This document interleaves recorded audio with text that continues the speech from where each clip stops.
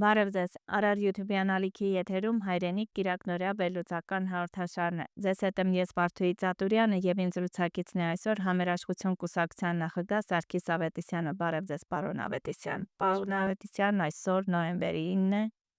եւ մենք գիտենք, որ նոյեմբերի 9-ին կնքվեց պայմանագիր, այնինչ մեզ տվեց ի վերջո։ Գիտեք, նոյեմբերի 9-ը գուցեև այդ պահին շատ կարևոր էր, որով դադարեցվեցին ռազմական գործողությունները,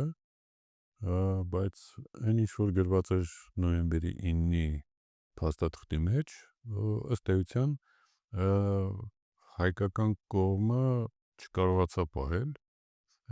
եւ ըստ էության մեզ որևէ լուրջ բան չտվեց։ Նորից ուղղակի կրկնեմ, բացի նրանից, որ այդ պահին ռազմական գործողությունները դադարեցվեցին։ Բայց եթե մենք հիշում ենք, այնտեղ գրված էր, որ զինված ուժերը երկու կողմի պետք է մնան այն տարածքներում, որտեղ որ ուրեմն այդ պահին գտնվում էին։ Բայց ստացվեց ինչ, որ մենք մեր զորքերը հանեցինք այն տարածքներից եւ առանց որևէ մի բանի ուղղակի զիջեցինք, ու այդ զիջումների շարքը սկսեց շարունակվել եւ մինչեւ օրս շարունակվում է։ Այդ առումով մեր համար այդ փաստաթուղթը որևէ էական բան չի տվել եւ կարծում եմ, որ պետք է այդ փաստաթղթից ուղղակի դուրս գալ, որովհետեւ տեսեք արտգործնախարարությունը Ռուսաստանի հայտարարեց, որ այդ փաստաթուղթը շատ կարևոր փաստաթուղթ էր եւ այդ փաստաթուղթը մնում է ուժի մեջ, ուղղակի ես չեմ կարողանում հասկանալ, թե ինչն է մնում ուժի մեջ, ինչի մասին է խոսքը, այդ որ կետն է պահպանվել եւ ուր է հիմա Արցախը, ինչ անվտանգության մասին է խոսքը կամ մնացած այն կետերը, որոնք կային, դրա մասին ոնց որ թե ըստ էության չեն խոսում եւ եթե ինչ որ հաջողություններ կան, եթե իրանք իհարկե դա կարելի է կոչել հաջողություններ, դա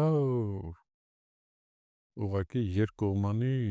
պայմանավորվածությունների արդյունքին կամ շատ վտանգավոր մի գործողության սկիզբ։ Ես ավելի շատ հակված եմ վերջի տարբերակին, որովհետեւ եթե ադրբեջանական կողմը ինչ որ ճանապարհ է բացում եւ որի արդյունքում ենթադրենք ծորենը հասնում է Հայաստան, դա նշանակում է, որ իրանք ինչ որ մի լուրջ բանի ակնկալիքներ ունեն եւ դրա մասին իրանք չեն լռում, խոսում են արևմտյան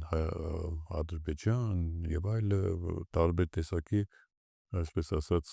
մտքեր են արտահայտում, զառանցանքներ, որոնք որևէ կապ չունեն իրականության հետ եւ պատմության հետ։ Հետևաբար այստեղից պետք է ենթադրություններ անել եւ Հայաստանը պետք է կարողանա այս իրավիճակից դուրս գա։ Խնդիրը այս կոնտեքստում պետք է նայել։ Տեսեք, մենք խոսում ենք իրավիճակներից դուրս գալու, բայց ներկայիս իշխող ղեկավարը նշում է, որ արդեն իրավիճակից դուրս եկել ենք, համերաշխություն է, խաղաղություն է եւ իրենք երակողմ պայմանագիր են կնքել եւ միայն ԱՄՆ-ում ձեռբերված համաձայնությունը պետք է մեզ համար հիմք լինի։ Արդյոք համարում եք սա իրատեսական։ Նայեք, Միացյալ Նահանգներում Տրամպի օրհնությամբ, այսպես ասած, կնքված պայմանագիրը, որը Միջանցքի, այսպես ասենք, Տրամպի ուղի են կոչում, բայց ինչ ուզում եք կոչեք բուն էությունը նա է, որ այդ ճանապարհը օգտագործելու են եւ ադրբեջանցիք եւ թուրքերը եւ մնացած այլ երկրները եւ դրանից ամենաքիչ օգուտը ստանալու է Հայաստանը, եթե իհարկե կստանա։ Բայց գիտեք, սա մեծ աշխարհաքաղաքական առևտրի արդյունք է եւ դա դեռ հարց է, այդ Միջանցքը գործելու է թե չէ։ Եվ այդ Միջանցքը որքանով մեր համար օգտակար կլինի։ Սպասենք մինչև իրական խաղաղությանը եւ այդ ժամանակ բաց կդառնա, իսկ դա ընդամենը մի փաստաթուղթ է, որ ստորագրվել է, ակնհայտ է, որ նախընտրական այս թողուբովի մեջ, պայքարի մեջ իշխող քաղաքական ուժը ուղղակի դա ցույց է տալու ժողովրդին եւ քարոզարշավ անելու այդ փաստաթղթով, բայց սրան զուգահեռ Ալիևը անում է մյուս բանը քարոզարշավը, իրանց մոտ ընտրություններ չկա, բայց ինքը ուղղակի ագրեսիվ կերպով մեր ոտնձգություն է կատարում մեր տարածքային ամբողջականությանը եւ հայտարարում է, որ Հայաստանը որպես այդպիսին այստեղ գոյություն չի ունեցել, որ դրանք ադրբեջանական հողեր են եւ այլ եւ այլ եւ այլ։ Այսինքն դա նշանակում է այն ինչ որ Տրամփի հետ իրանք պայմանավորվել են, ադրբեջանական կողմը ըստ էության չի ընդունում։ Այսինքն խախտվում են այդ դերան։ Մրցում է այնպես, ինչպես իրեն հարմար է։ Եթե ինչ որ պահի հարմար է դա կոչել Տրամփի ուղի, ինքը կոչում է Տրամփի ուղի, Միացյալ Նահանգների հետ ինչ որ փաստաթղթեր է ստորագրում, հետո ինչ վերաբերվում է Հայաստանին, որտեղ ինքը պետք է հարգի հայկական կողմի իրավունքները, ինքը բացարձակապես դա չի անում եւ բաց տեքստով ուղղակի հայտարարում է, որ սա արևմտյան Ադրբեջանը եւ շարունակում է պետականորեն իրականացնել այդ ծրագիրը, գիտեք, ադրբեջանական դպրոցներում, ծրագրերում, կրթական ծրագրերում ամենտեղ ներառված է այդ փաստը, որ սա արևմտյան Ադրբեջանը եւ իրենք ունեն այդպիսի մի կազմակերպություն, որը զբաղվում է այդ հարցերով եւ պետք է կազմակերպեն ադրբեջանցիների վերադարձը դեպի իրանց ասելով արևմտյան Ադրբեջան, այսինքն ըստ էության Հայաստանի տարածք։ Այնտեղ խոսում են մոտավորապես մի 300-350 հազարի կարգի, տարբեր թվեր են ասում, բայց նվազագույնը 300 հազարի մասին են խոսում։ Հայկական կողմից քարը լռություն է, այնտեղ պետական մակարդակով դա իրականացնում են, հայկական կողմից քարը լռություն, ոչ ոք չի խոսում են 500 հազարից ավել հայության մասին, Արցախը չհաշված, որոնք ապրում էին Ադրբեջանի տարբեր մասերում, որոնք ուղղակի էթնիկ զտումների արդյունքում Ադրբեջանը լքել են։ Եթե դուք խոսում եք 300 հազարի մասին, հայկական կողմը պետք է խոսի 500 հազարի մասին, չէ՞։ Երբ որ այդ փաստը դնեք, նրանք ուղղակի կլռեն։ Իսկ եթե դուք չեք խոսում այդ մասին, լռում եք, նշանակում է համաձայնվում եք այն մտքի հետ, որը արտահայտում է այս հարևան երկրի ղեկավարը։ Բայց ինչու ենք լռում այս պարագայում, այսինքն սա դիվանագիտության հերթական բացն է, թե պարզապես գիտակցված ուղղակի լռում են։ Նայեք, հասարակական ուժերը, քաղաքական ուժերը, հասարակության մեջ ակտիվ անձերը այդ մասին խոսում են, բայց դա քիչ է, որովհետև այն կողմում պետական մակարդակով են խոսում է երկրի ղեկավարը, իսկ մեր երկրի ղեկավարները ինչ են խոսում, արդյոք այդ մասին խոսում են, արդյոք ասում են, որ դա այդպես չի, այսպես է, գիտեք, ադրբեջանցիները ֆինանսավորում են տարբեր ծրագրեր եւ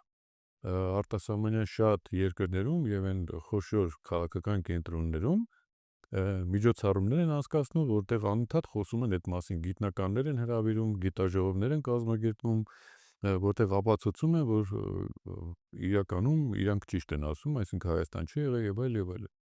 Մեր կողմից քարը լռություն ոչինչ չի արվում։ Ներողին լսարանին էլ լրացվում է կարծես թե։ Իհարկե, այստեղ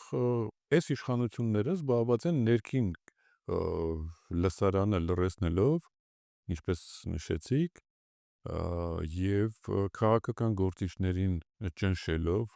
ուղղակի 37 թվականի պես մի բան կազմակերպել կամ գուցե ավելի վատ, ճնշել մարդկանց, ակտիվիստներին, որպեսզի մարդիկ չխոսեն, ճշմարտությունը չասեն։ Իրականությունը նա է, որ այս իշխանությունները ակտիվորեն պառակտում են հասարակությանը, ակտիվորեն։ Եթե մի շրջան, մի հատված ավարտում են, շատ արագ անցնում են մյուս հատվածի։ Եվ անընդհատ պառակտիչ գործողություններ են անում ու բանը հասել է նրան արդեն չեմ ասում են տարբեր բաները, որ սև, սպիտակ եւ այլը, մերոնք, ձերոնք, ինչ ասեք, որտեղ ասեք մտել են։ Հիմա բանը հասել է եկեղեցուն արդեն, հայ առաքելական սուրբ եկեղեցին, որ մշտապես եղել է միավորող մեր հասարակությանը եւ շատ ողջունելի է, որ վեհափառ հայրապետը շատ հավասարակշռված է պահում իրան, պատկերացնում եք, որ ասենք նույն կերպ պատասխան ստանար, այսինքն կա չէ, կտակարանում խոտորնակ,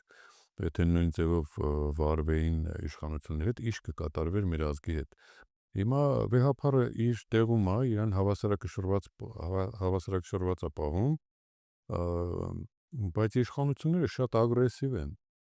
որը շատ վտանգավոր է մեր հասարակության համար։ Չի կարա իշխանությունը այդքան ագրեսիվ լինի սեփական ժողովրդի հանդեպ։ Այս մարդիկ չեն հասկանում, որ իրանք բոլորի ղեկավարն են։ Եվ եթե դեմոկրատական հասարակարգ կա, ժողովրդավարական, որի մասին իրանք խոսում էին, այսինքն այդ ժողովրդավարության հիշում եք բան էին հայտարարել։ Սիրո եւ համերաշխության գաղափարներով եկան, վերածվել են այսօր ատելության խորհրդանիշի եւ այդ ատելությունը մտցնում են հասարակության մեջ։ Հասկանալի է, որ դիմաց ընտրություններ են, բայց երկրի ղեկավարը իրավունք չունի դառնա այդ ատելությունը քարոզողներից մեկը։ Ընդհանրակը երկրի ղեկավարը պետք է փորձի անկախ նրանից ինչ քաղաքական կուսակցությանը ինքը պատկանում, ինքը պետք է հասարակության հանդեպ ունենա հանդուրժողականություն, այսպես ասած, եւ նպաստի, որ կայանա հասարակական համերաշխություն, որովհետեւ առանց այդ հասարակական համերաշխության չի կարա երկիրը գոյատևի։ Եթե բևեռացման եք տանում հասարակությանը, այսինքն իբր դուք դրական եք, մնացած ով ընդդիմադիր է, դա բացասական բևեռ է, այդ բևեռացումը ներհասարակական կյանքում, ես կրկնում եմ, մեր պետության ներսում բևեռացումը բերելու է լարվածության, որովհետև եթե դրական եւ բացասական բևեռներ են, առաջանում է լարվածություն, իսկ լարվածության արդյունքը վերջում պայթում է։ Դիտենք, տեսնենք մեր քաղաքացիները ինչ են մտածում եւ վերադառնանք։ Ինչ եք կարծում, այսօրվա իշխանությունների վարած քաղաքականությունը արդյոք նպաստում է հասարակական համերաշխությանը։ Այսօրվա ոնց ասեմ, ինձ թվում է ամենայնիվ, այո։ Մի քիչ լավ չի, որ եկեղեցականները իրար դեմ են դուս եկել, բայց ես Արամ Ասատրյանին Ստեփանը Իուդա եմ հաշվում։ Դա թուրքերեն մի հատ բառ կա շատ որոշում է այդ մարդը, որ դուս է գալի գնում Յուդայություն անում, դա լավ բան չի ամեն դեպքում։ Ինքը այդ կառույցի մեջի մարդ է, էլի, դա անթույլատրելի է։ Իսկ կառավարությունը Ադրբեջանից գնացներ են գալու, տնտեսությունը զարգանում է, աճ է ունենում, Երևանը արդեն 1.200.000 է դառել։ Այսքանը։ Ներսի ժողովրդի խաղաղության մասին է խոսքը, այո, օրինակ տեսանք օրինակը դուք բերեցիք, եւ այսօր Արագածոտնի ժողովուրդը փաստորեն միմյանց դեմ է դուրս եկել, հենց ձեր ասած քահանայի պատճառով։ Սրա մասին ինչ կասեք։ Ստեփան այն վաղ Արամ Ասատրյանը իրան որ կանչել էին այդ պարգևադրման եւ հայերեն կարգապահության, ինքը պետքա գնար լսեր իրեն ավակ հոգևորներին, իրանց հետ լեզու գտեր, դա բան չի, որ ինքը չի գնաց։ Հետո ես իրան չեմ արգում, գիտեք, իշկա իրան որ 21 թվին ասել են գնա ցույցերի, ինքը պետքա չեթար, թեկուզ իրան գործի զոր հանե, ինքը համ գնաց է մասնակցել, հետո ինձ ասում է ստիպել եմ, դե լավ տղա էր չգնայր մասնակցեիր։ Ես հաշվում եմ, որ ինքը լավ մարդ չի։ Կոնստանում եմ չէ, չի նպաստում։ Ես, ոչ, չի նպաստում, առայժմ։ Բայց հույս ունեք։ Հույս ունենք, ինչ-որ հարցեր են կարգավորում երևի, այդ բնույթից ելնելով նման վերաբերմունք է դրսևորվում։ Չեմ ասի, հուսահատված եմ ավելի շուտ տեսնում, համերաշխ չեմ տեսնում։ Թուրքը ոնց կարա հային լավը ցանկանա, ոչ մի կերպ։ Ուղղակի ազգը չգիտեմ, ազգը արդեն ժողովուրդը ամբողջ ինչա դարձել, չես հասկանում։ Եթե գիտակցի այդքանը, որ վաղը մյուս օր ինքը մորթվելու է իր տան մեջ, պետք է որ դուրս գա։ Եթե այսքանից հետո դուրս չեկավ, էլ ինչ պետք է լինի, որ դուրս գա։ Քնած չեն, իրանց շատերին ձեռ է տալի երևի այս վիճակը։ Երևի իրանց մամաները թուրք են եղել։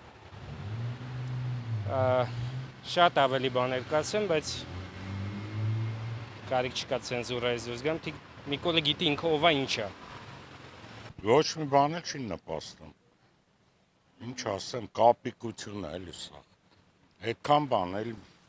Միգուցե իրենք քայլեր ձեռնարկում են, բայց մեր հասարակությունն այնքան պարակտված է, որ ուղղակի ոչ մի ազդեցություն, էֆեկտ չի տալիս։ Միգուցե իրենք քայլեր անում են, միգուցե իրենք ձգտում են, ես չգիտեմ, ինչ որ բաներ նկատում եմ, բայց մեր հասարակությունը ուղղակի չափից դուրս պարակտված է։ Եվ դա ինչի արդյունքում է ըստ ձեզ։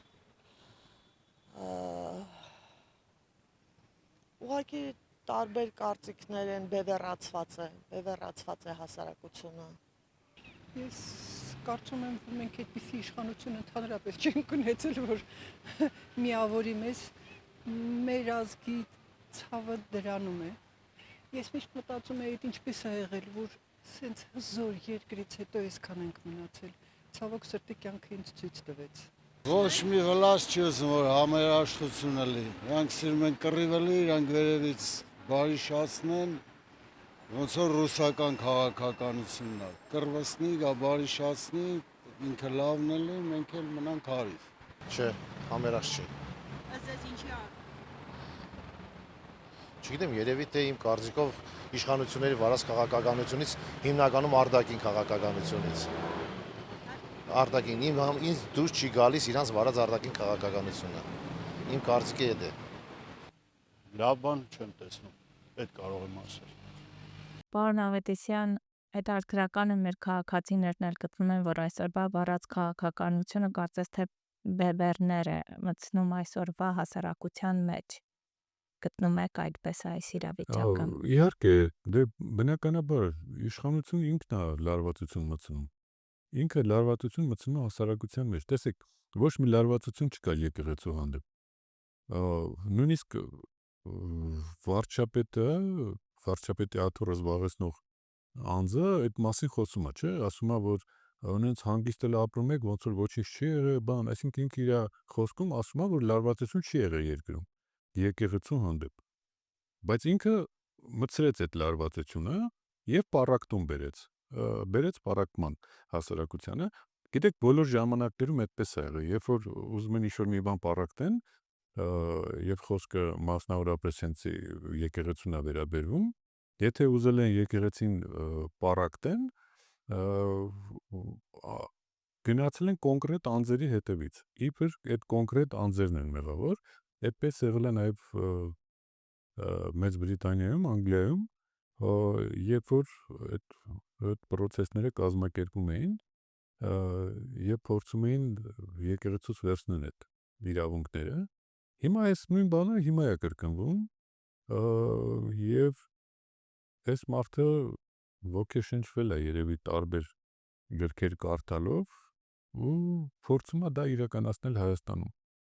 Հայաստանը հայ ժողովուրդը միասնական է եկեղեցու շուրջ եւ հայ առաքելական Սուրբ եկեղեցին դա բացառիկ երևույթ է մարդկության պատմության մեջ, հետեւաբար մենք դա մեր հարստություններից մեկն է եւ մեր միասնության խորհրդանիշն է։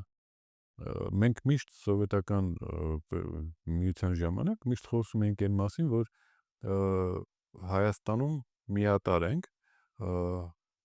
էթնիկ առումով հայերը շատ են եւ եկեղեցին է մեկ եւ ժողովուրդն է մեկ, այսինքն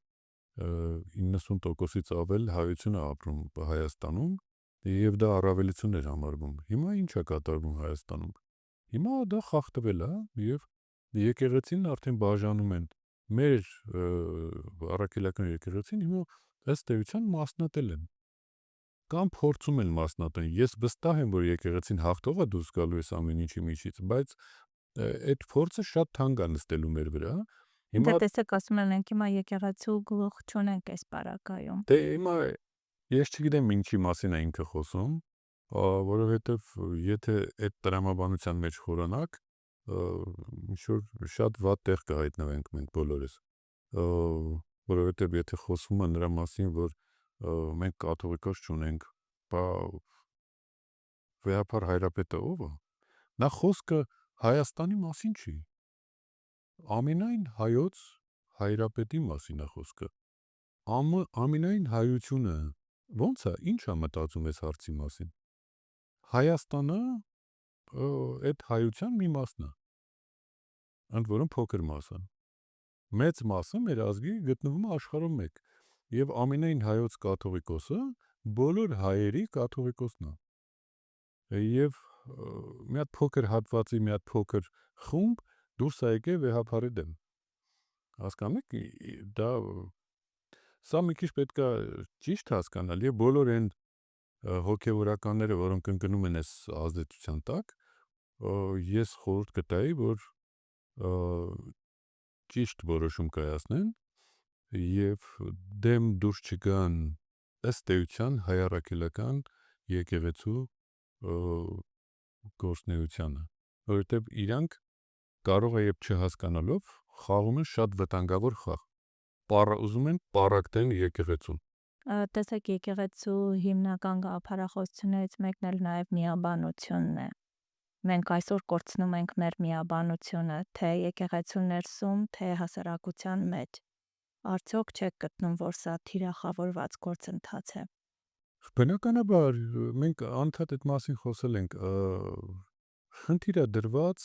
թուլացնել հայ առաքելական Սուրբ եկեղեցու կշիռը և կարգավիճակը ամբողջ աշխարհում, որովհետև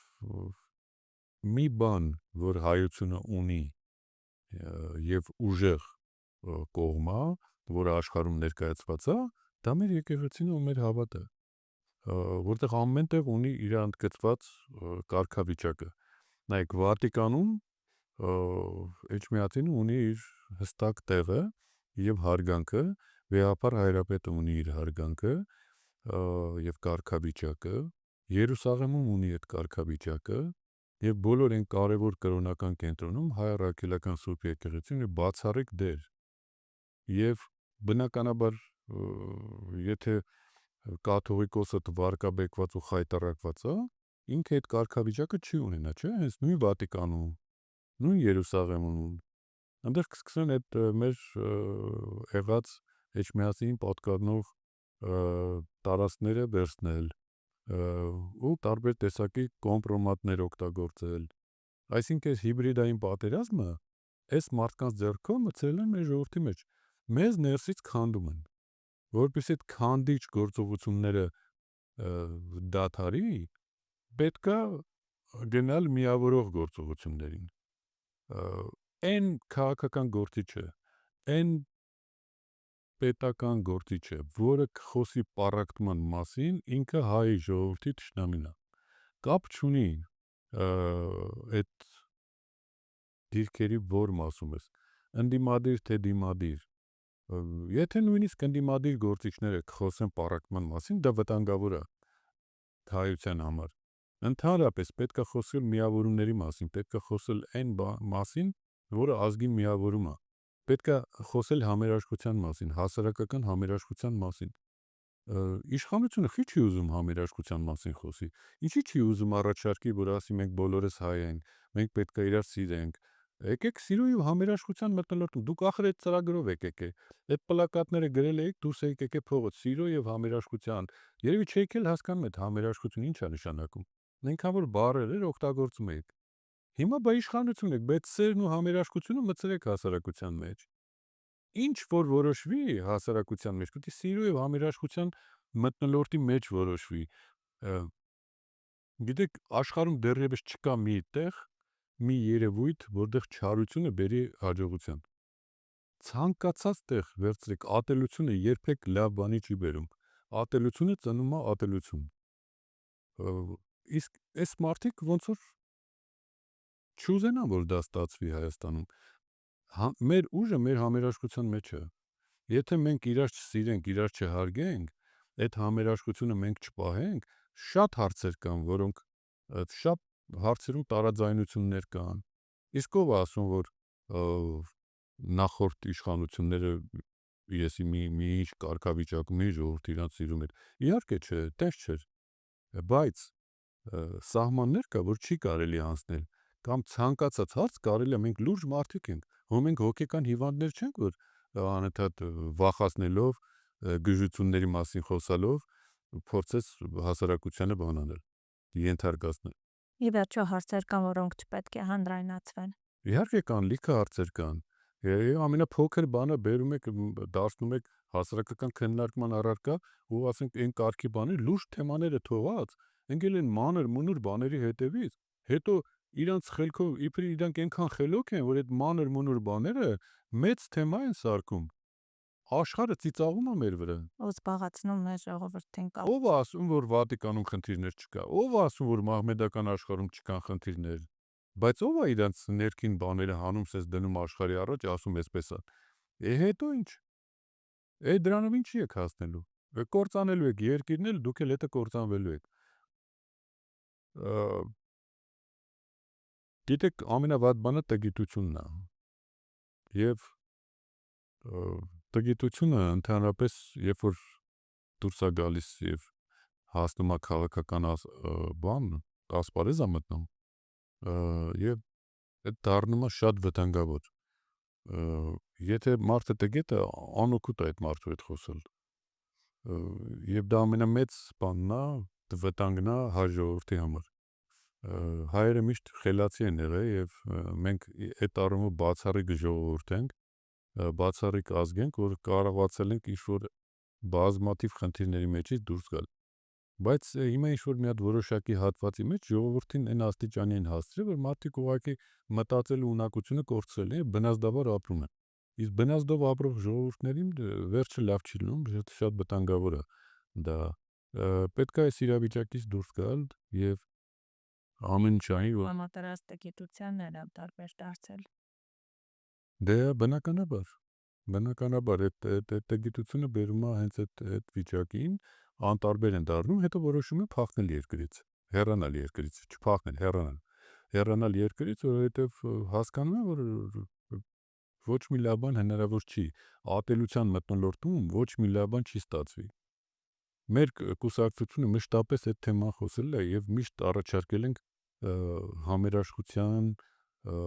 կլոր սեղանի հնարավորություններ, այդ թվում նաև իշխանությանը, թող իշխանությունն էլ գա, նստենք միասին քննարկենք թեմաները, եթե խնդիրը դրած է, որ պետքա լուծել, եթե մտահոգ ենք երկրի ապագայով, իսկ եթե խնդիր ենք դրել երկիրը կործանելու, բնականաբար այդտեղ խոսալու բան չկա, այդտեղ պետք է արդեն այն պաշտպանական ռեակցիաները գործեն ազգի եւ այս իրավիճակից դուրս գանք։ Իդեպ ոչ թե պետք է խուսափել սոցիալական կայքերում տեսնելով այն վերնագրերը, որոնց նա անվանում է fake, այլ ուղղակի հասկանալ, որ այլ կարծիքներ կան եւ պետք է հաշվի նստել։ Ժամանակն է գիտակցելու, որ այլ կարծիքները պետք է լսելի դառնան։ Եվ միայն իշխանական թևի կարծիքը չէ, որ դա ճշմարտությունն է բացարձակապես։ Այս մարդիկ, այո, ճիշտ եք դուք, այս մարդիկ պիտի սովորեն, որ երկրում կարող են այլ կարծիքներ լինել։ Գիտեք, սա ինձ հիշեցնում է այն ՀՀՇ-ի ժամանակները, որտեղ ասում էին պոլիփետ լինի, միայն թե ՀՀՇ-ական լինի։ Եվ այդպես կործանեցին երկրի այդ ժամանակահատվածում զարգացումը, հետո հազիվ մի կերպ բերեցին տեղը, նորից սկսեցին այս process-ը։ Հիմա այս մարդկանց ասած այդ ՔՊ-ից լինի, ով ուզում է լինի, մենակ ՔՊ-ից լինի։ Կապ չունի, որ ինքը պրոֆեսիոնալ չի, որ ինքը չի տիրապետում իրավիճակին, որ հազարատ պրոբլեմ առաջանալու, մի պրոբլեմը իբր թե լուծում ես, հազարատ նոր պրոբլեմ առաջանում, որովհետև պրոֆեսիոնալ չեն։ Ու այս վիճակը բերելու է շատ վտանգավոր գործողություններ, սա չի կարա հավերժ շարունակվի։ Եվ այս մարդիկ պիտի հասկանան, որ մեր ժողովուրդը, ինչքան էլ որ հիմա քարոզարշավի մեջ եք, նախընտրական քարոզարշավ եք, տարբեր տեսակի, այսպես ասենք, նորելուկ գործիչներ են հայտնվում, այո, այդ իրանց իրավունքն է, կարող են եւ հայտնվեն, բայց քաղաքական գործիչը պիտի երկար ժամանակ անցնի, որ հասկանա ինչի մասին է խոսքը եւ միայն նախընտրական փուլերում չի որ հայտնվում է, վստահ եղեք նախընտրական փուլից հետո իրանք վերանալու են ասպարեզից։ բայց ովքեր ունեն լուրջ գաղափարներ, լուրջ քաղաքական նպատակներ եւ գիտեն ինչ պետք է անեն, ոնց պետք է լուծեն, ժողովուրդը պետք է հասկանա, որ պետք է գնալ այդ մարդկանց հետևից, գնալ այդ քաղաքական ուժերի հետևից։ Եվ նորից եմ կրկնում, այդ մեր հասարակության, մեր ժողովրդի ամենակարևոր թիվ 1 խնդիրը հասարակական համերաշխությունն է։ Եթե համերաշխություն չեղավ, ոչ մի բան չի ստացվի։ Այդ նույնն է, ոնց որ ընտանիքում, եթե համերաշխություն չկա, ատելության մթնոլորտ ան, այդ ընտանիքում ոչ մի լավ բան չի լինելու, ինչ էլ կա քանդվելու է։ Հետևաբար դի մարդիկ հասկանան, որ այս շատ կարևոր բան է սա, մենք պետք է իրար սիրենք, իրար հարգենք։ Շատ խնդիրներ կա, որ կարելի է ուղղակի անտեսել։ Այդ ինձ չի, որ այդ խնդիրները այդքան կարևոր են։ Այդ մարդկության պատմության մեջ այդ խնդիրները միշտ եղել են, բայց այն ազգերը, որոնք կարողացել են դրանք երկրորդական դարձնել եւ առաջնայինը դարձնել հասարակական համերաշխությունը, սիրո մթնոլորտը, իրար հարգելու, ազատ խոսքը ընդունելու, իրար նկատմամբ համբերատար լինելը, այդ հասարակությունները հաղթել են։ Իսկ բոլոր նրանք, ովքեր ստից փոքր բաները դարձել են մեծ պատմություն,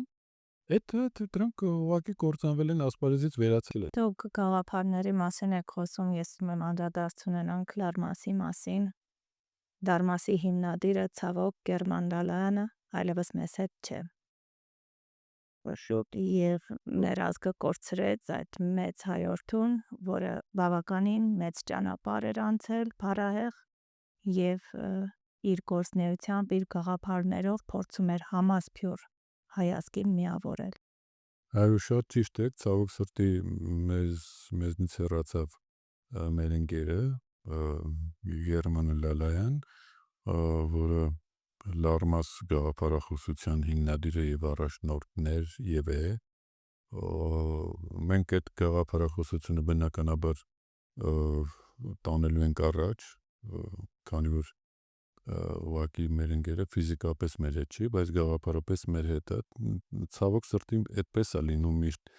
Այն մարդիկ, ովքեր զբաղվում են գաղափարախոսություններով, ստեղծում են այդ գաղափարախոսությունները, իրանք կյանքից շուտ են հեռանում, բայց մարդկության պատմության մեջ շատ երկար մնում են։